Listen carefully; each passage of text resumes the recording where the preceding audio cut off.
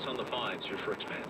Stalled SUV in Santa Monica on the westbound side of the 10. It's the Centinela on-ramp to that west 10. The right lane of that ramp is blocked. Starting to see some sluggish traffic coming out of Hollywood southbound 101.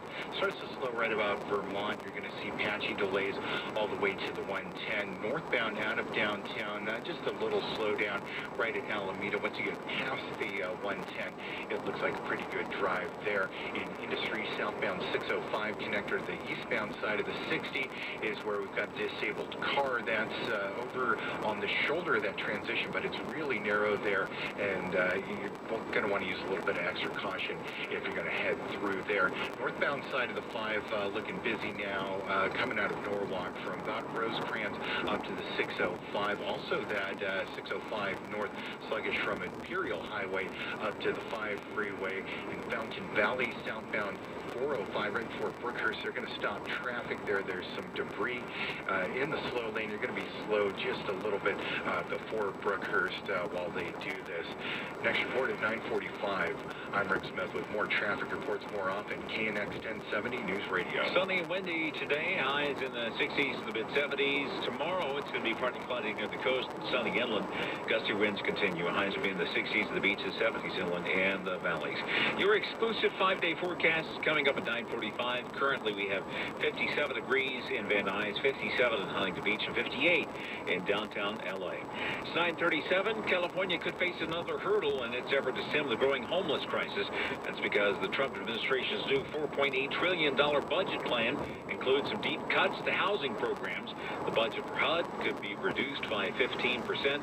Critics say cutting federal programs like housing vouchers and affordable housing grants will likely lead to more low-income families sliding into homelessness. HUD says it will continue to work with helping the most vulnerable populations. Authorities in San Bernardino County want more people to use Ontario International Airport, and they're calling for a new study to look at the best way to get there without driving. 3 rail options are on the table, including expanding Metrolink service, building a passenger train using existing Union Pacific tracks, and extending the Gold Line.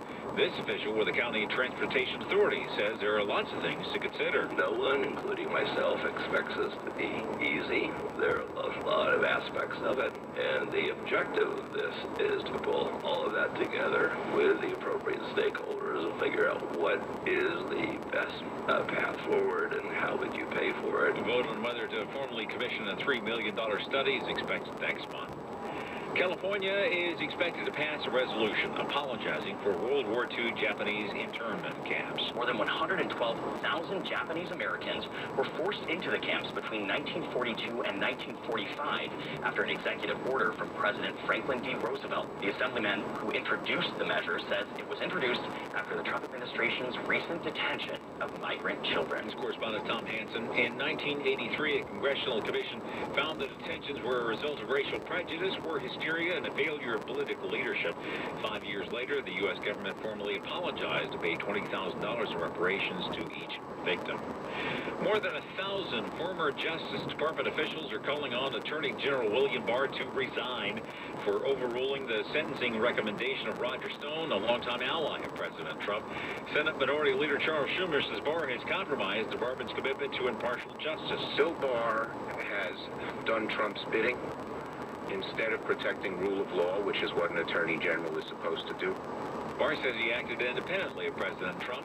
Louisiana Republican Senator John Kennedy tells Face the Nation that he takes Barr at his word. Bill Barr has said categorically and unequivocally that the president has never tried to influence him in a criminal case, nor should he. Federal prosecutors are asking a judge to impose a sentence of up to 9 years for Stone, but that recommendation was withdrawn by the Justice Department.